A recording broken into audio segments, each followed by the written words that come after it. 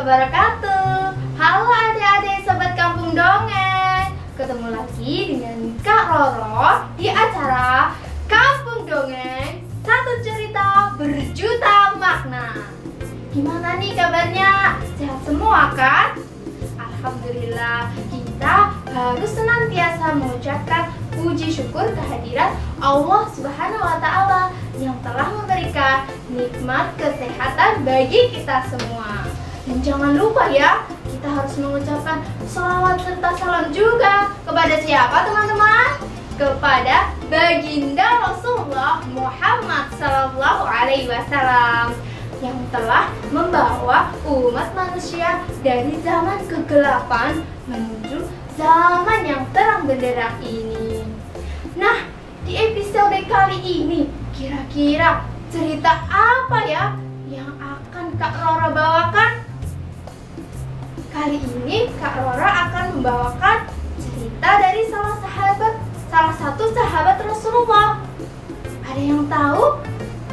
Yaitu kisah Abu Dujanah, salah satu sahabat yang berhasil membuat Rasulullah menitikkan air mata. Wah, sampai Rasulullah menangis. Kira-kira apa ya yang menyebabkannya? Simak ceritanya ya.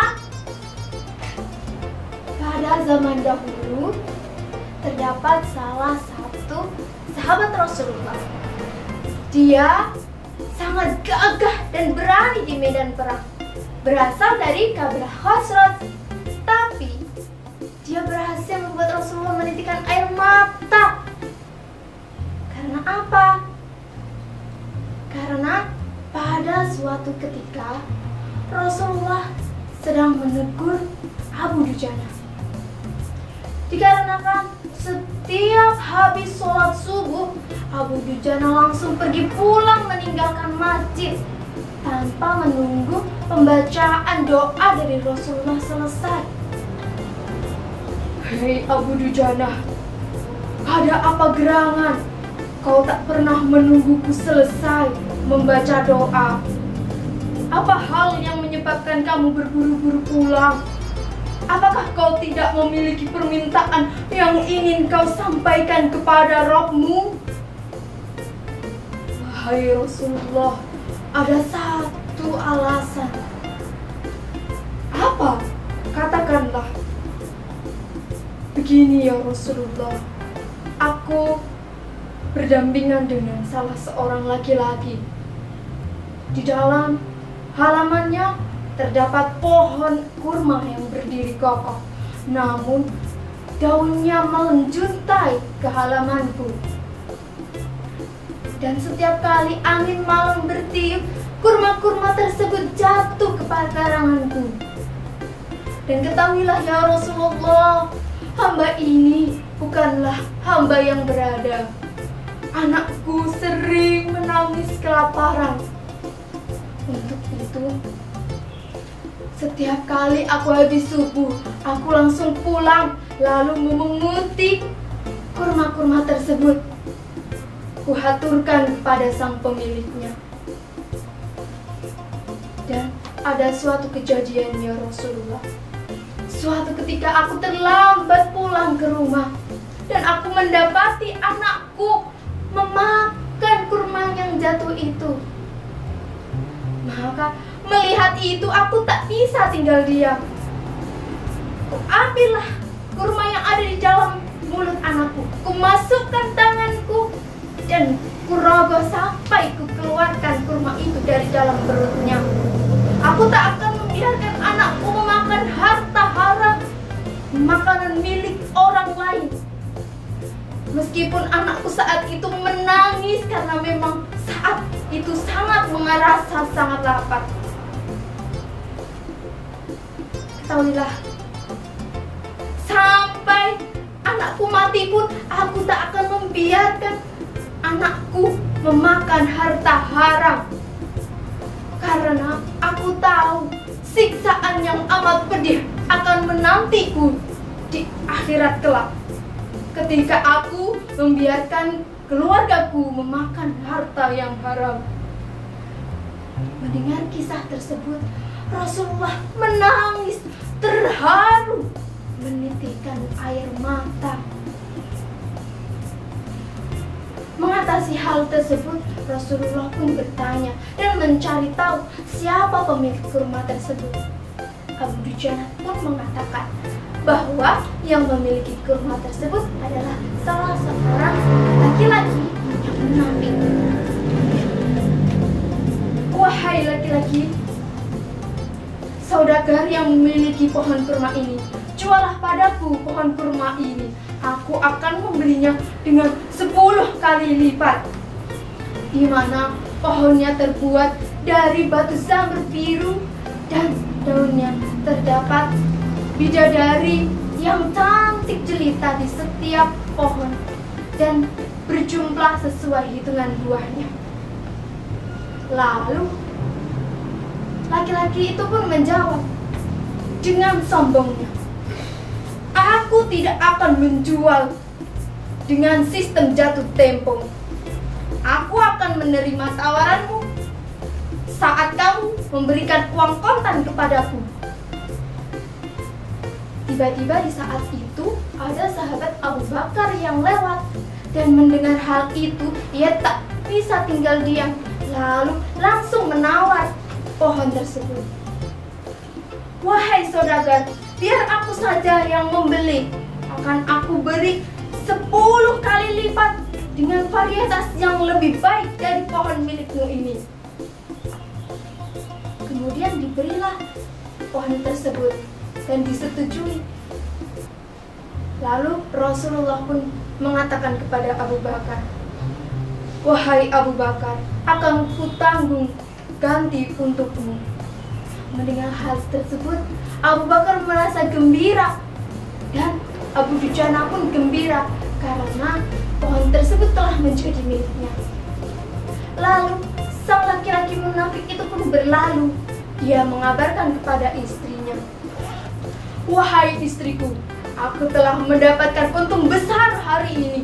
Aku mendapatkan pohon kurma 10 kali lebih baik daripada pohon milik kita.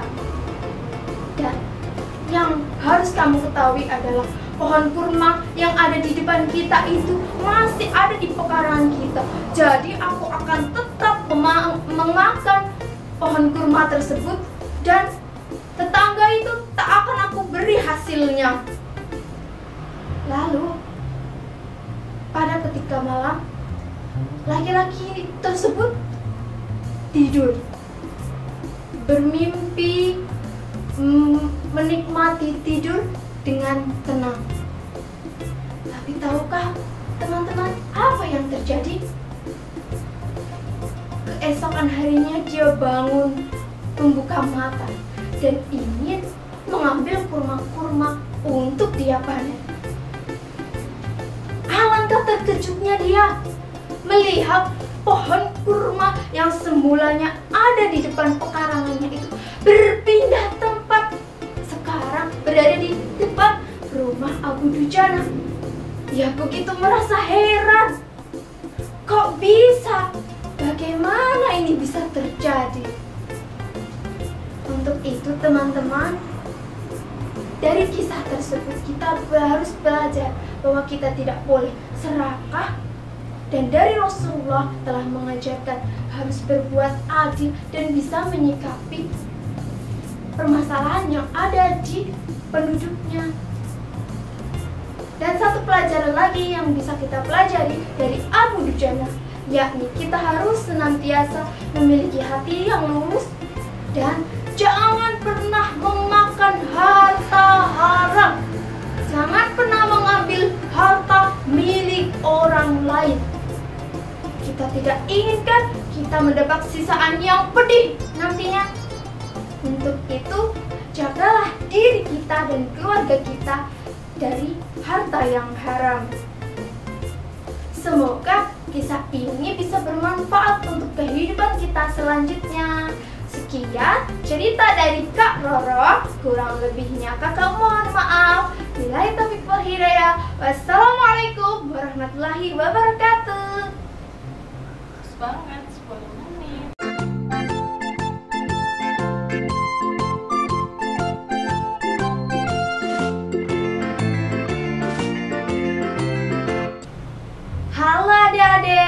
Jumpa lagi dengan Kak Roro. Kali ini Kak Roro akan ditemani salah satu partner Kak Roro, yaitu siapa? Ayo, ini dia bersama Im. Halo Im. Halo semuanya. Kenalin, aku Im. Nah, Im, kira-kira kali ini pembahasan apa ya yang menarik untuk kita kaji bersama? Apa ya Kak? Aku juga bingung. Gini aja Kak, kemarin itu ada orang yang bilang ke Im kalau orang Islam itu kalau bersin itu memiliki tata aturan adab dan kita harus mengucapkan alhamdulillah. Kira-kira kenapa ya Kak? Nah, bagus tuh Im. Biar teman-teman semuanya tahu bahwa di Islam itu telah mengatur sedemikian rupa kehidupan dan tata cara ibadah serta kesunahan-kesunahannya. Salah satunya ada bersin. Bersin sendiri adalah salah satu tanda bahwa pertahanan tubuh manusia itu normal. Karena bersin itu adalah salah satu mekanisme tubuh di dalam proses udara, pengeluaran udara yang cepat melalui hidung dan mulut. Gitu ini. Nah, ditinjau dari kesehatan, bersin itu ialah proses di mana pengeluaran zat-zat yang berbahaya ataupun zat asing yang tidak bisa diterima oleh indera kita akan keluar. Serta saat terjadi bersin, maka jantung kita yang biasanya berdetak setiap waktu itu akan berhenti. Tapi tidak lama kok Im. Ya Kak, nanti kalau lama berarti kita akan mati dong. Nah, makanya itu ketika kita bersin dan jantung kita berhenti 0, sekian detik itu, kita diajarkan oleh Allah bagaimana akan nikmat yang telah diberikan oleh Allah kepada manusia, akan nikmat kesehatan jantung. Begitu Im. Maka kita harus bersyukur kepada Allah akan nikmat tersebut. Nah, selain itu Rasulullah juga pernah bersabda yang artinya apabila ada seorang di antara kalian bersin, hancing, gini ya? Iya, maka ucapkanlah alhamdulillah. Lalu bagi yang mendengarkannya mengucapkan yarhamukallah. Lalu balas lagi dengan mengucapkan yahdikumullah wa yuslihu balakum. Hadis riwayat Bukhari. Nah, begitu Im. Sudah mengerti kenapa kita harus mengucapkan alhamdulillah? Itu adalah salah satu bentuk rasa syukur kita. Iya Kak, aku mengerti. Wah, sangat luar biasa sekali ya Allah menciptakan mekanisme tubuh yang ada di manusia ini. Nah, untuk itu teman-teman sudah mengetahui kan bagaimana kesunahan yang dapat kita lakukan terhadap adab bersin. Nah, jangan lupa untuk menerapkannya ya. Kalau sudah punya ilmu, maka harus diterapkan dan berbagi kepada sesamanya. Tapi kalau ada orang-orang yang bersih kemudian lebih dari 3 kali, itu kita tidak memiliki kewajiban untuk menjawabnya. Karena bisa jadi itu disebabkan oleh flu atau dia memiliki penyakit lainnya Im. Nanti capek kita kalau menjawab dia bersin berkali-kali kemudian kita menjawab terus gitu. Dan juga menurut Imam Syafi'i, menjawab bersin itu hukumnya fardu kifayah. Apa itu fardu kifayah? Fardu kifayah ialah kewajiban seorang muslim, dan apabila sudah ada yang mengerjakannya maka yang lainnya gugur. Nah, kalau ada teman-teman yang bersin mengucapkan alhamdulillah, maka kalian yang mendengarkannya harus menjawab alhamdulillah. Tapi kalau kalian tidak menjawabnya, maka tidak apa-apa jika sudah ada yang menjawab. Kalau belum, berarti kalian harus menjawabnya karena hukumnya fardu kifayah. Tapi kalau ada orang yang bersih tapi dia tidak mengucapkan alhamdulillah, lalu kalian menjawabnya, lam yarhamukallah, itu malah hukumnya makruhin. Kenapa? Kenapa ini? Kenapa ya? Karena berarti dia saat bersih tidak mengucapkan alhamdulillah, berarti tidak bersyukur kepada Allah, dia tidak ingat kepada Allah. Nah, benar sekali itu yang menyebabkan hal tersebut dimakruhkan. Bagaimana teman-teman, semuanya sudah paham dan mengerti tentang adab bersih? Semoga ilmu yang dan Kak Roro bagikan ini bermanfaat ya. Sampai jumpa.